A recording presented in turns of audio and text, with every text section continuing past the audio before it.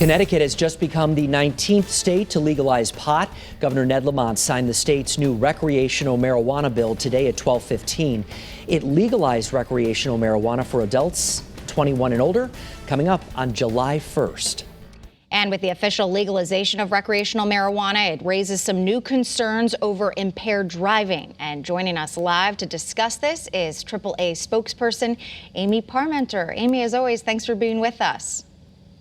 Thanks for having us. So obviously, when any type of legislation like this passes, there are a number of questions and details that need to be ironed out. So first off, are there any concerns from AAA about recreational marijuana officially passing here in Connecticut?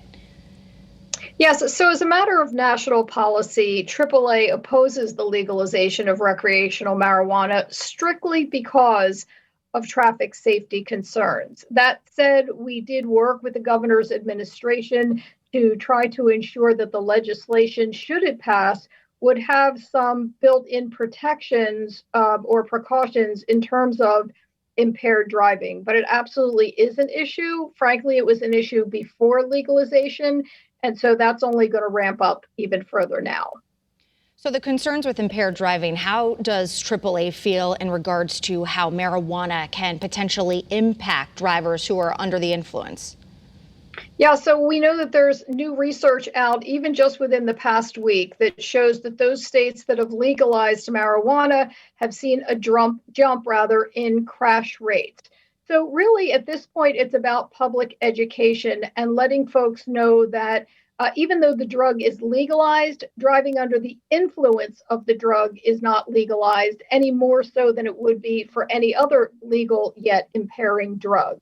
So it's really critical that if you're planning to drive, just like you would with alcohol, make sure you have a designated driver, and that, marijuana, if you feel different, then you drive different, and that should be a priority consideration. In regards to that, I was just going to ask you about, does marijuana impair driving the way we know alcohol does?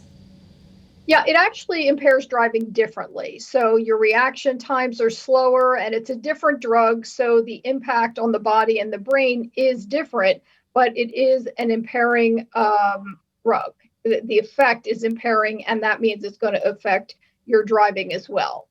All right, there's definitely a lot. And the real issue, I'm sorry, I just wanted to say the real issue is that there's no simple roadside test the way that there is for alcohol. So it's going to be extremely challenging for law enforcement as well. I was just going to say, I said in the beginning, and I will reiterate it, there is a lot to iron out here. So we appreciate you discussing with us this today. Amy Parmenter with AAA, thank you so much. Thanks so much.